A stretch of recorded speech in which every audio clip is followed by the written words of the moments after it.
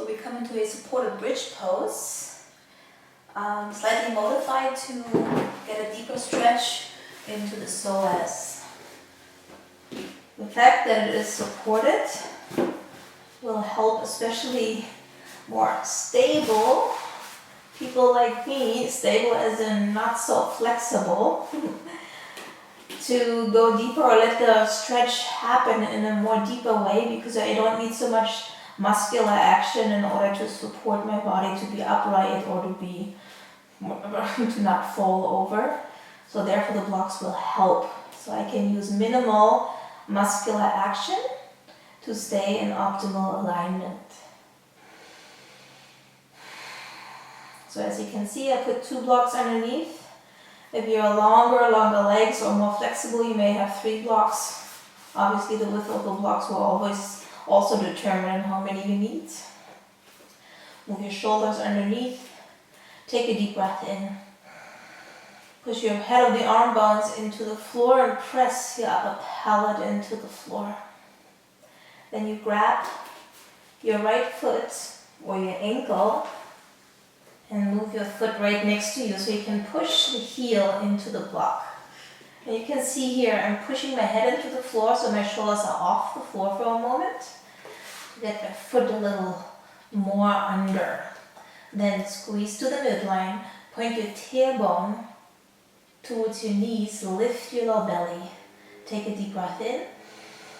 Head of the arm bones move back to get the shoulders back down and press your head into the floor. And I like to time these, because otherwise it's hard to feel to be the same amount of time on both sides. So I chose 3 minutes to be here.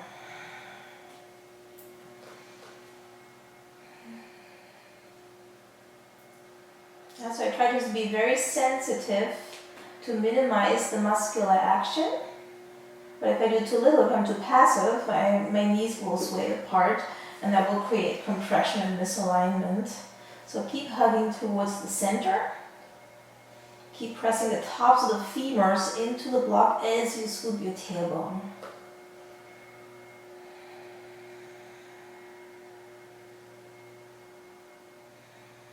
You can even rest your hands on your low belly.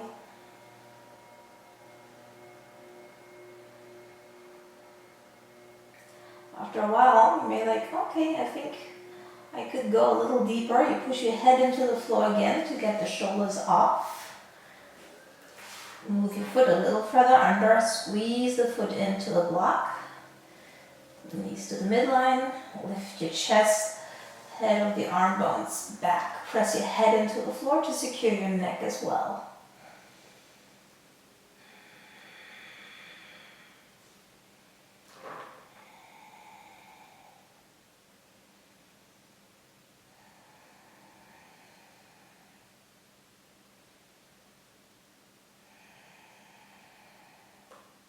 Yeah, so I'm not passive.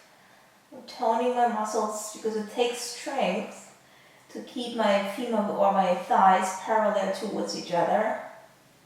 And I use enough strength to keep my low belly and my pelvic floor toned to create balanced action around my hips and the low back.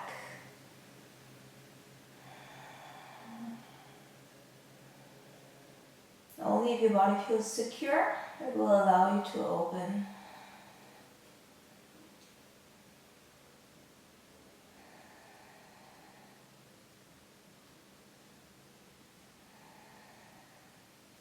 From your upper pellet, again, if you push your upper pellet into the floor, you can then also extend all the way out through your knee. You can make your knee longer.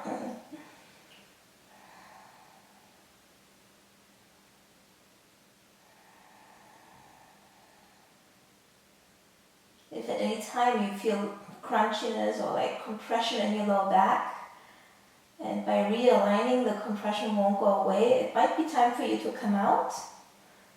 Yeah, or you move the foot a little bit so to decrease the intensity, or to come out all the way. Always an option.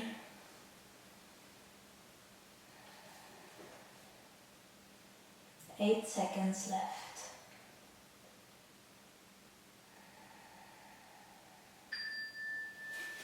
Lift your shoulders up, release the foot, and then here in between, keep that curve in your lumbar spine, but pull your knees off the blocks for a moment. Should feel good on your low back, like a supported shoulder stand here with your feet still on your buttocks. And then straighten out your legs, keep your low back curved. So not that the edge is pushing into your leg, into your low back. You want to feel the sacrum resting on top of the blocks.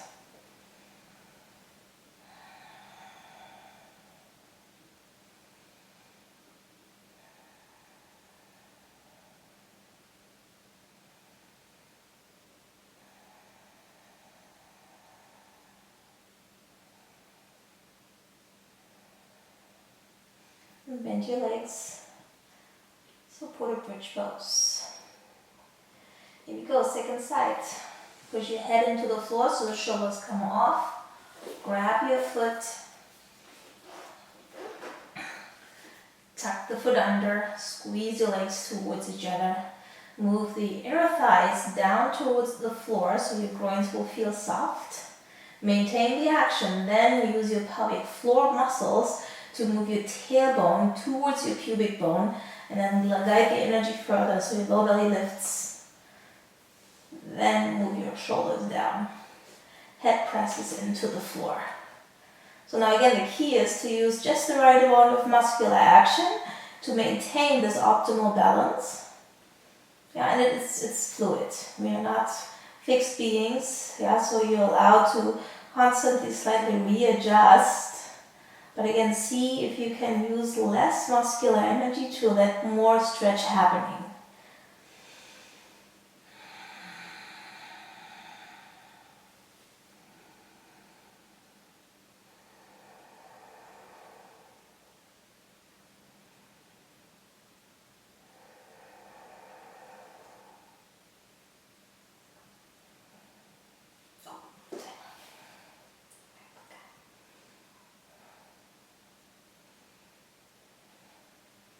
So let's reassure.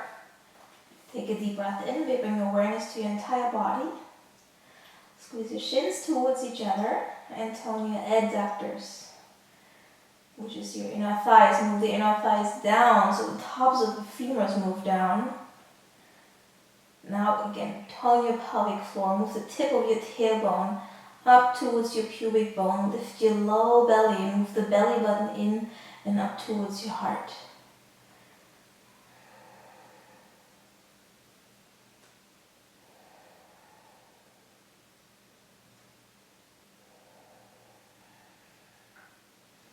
If you want to go deeper, lift your head up, your shoulders up, and see if you can tuck your foot more under, which brings your knee lower down. That will bring more stretching sensation into your deep hip flexors, like the psoas and the iliopsoas.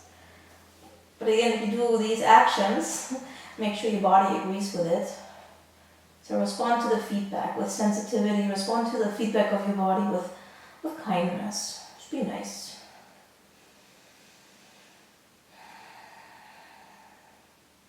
Yes, by pulling your legs towards each other, the inner thighs are toned.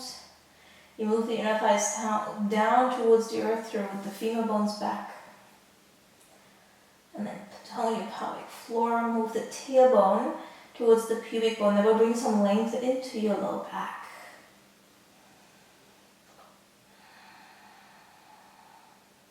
Then push the upper palate into the earth. From the upper palate, extend all the way up through your knees, get longer.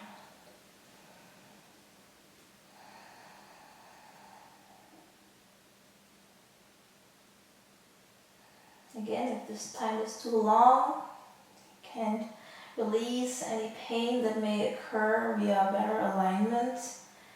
Decrease the height of the blocks, move your foot, or again, come on all the way.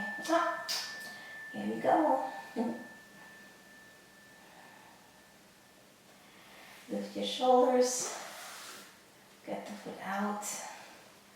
Arch your low back, shoulders are on the floor, arms are pressing down, pull your knees towards your chest. Keep your pelvic floor toned, straighten your legs.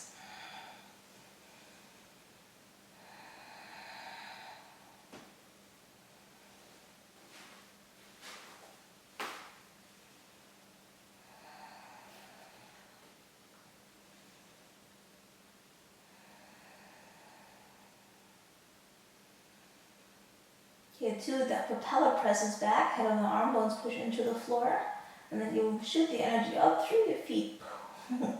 Keep extending, keep lengthening.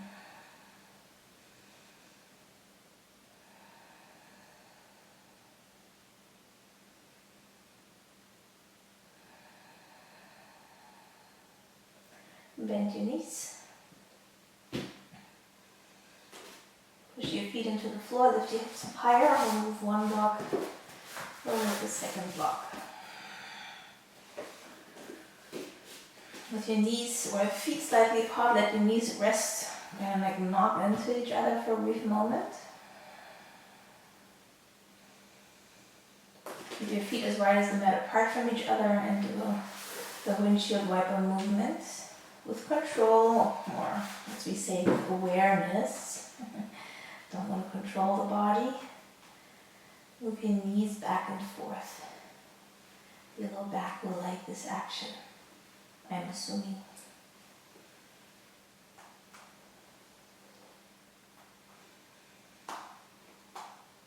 Hold to your right side and move into downward facing dog.